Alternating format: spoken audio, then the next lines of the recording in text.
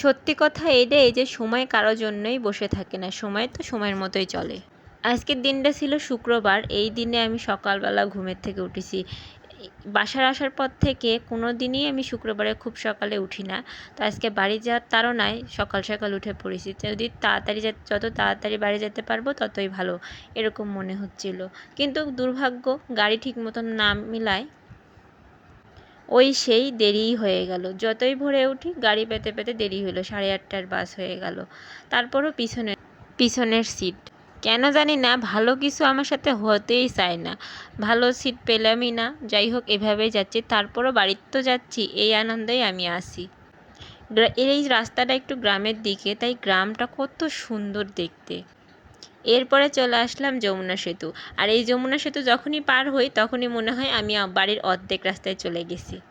এরপরে চলে আসলাম নাটোরে।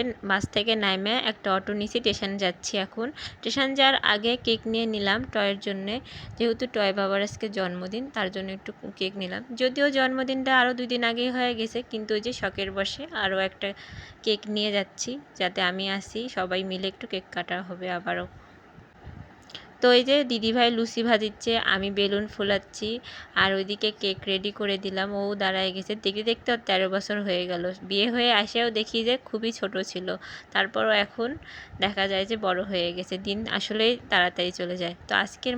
তো জন্মদিন পালন করলাম, ভালো লাগলো সবাই মিলে একসাথে। তো আজকের মতো এই পর্যন্ত, দেখা হচ্ছে পরবর্তী কোনো ভিডিও।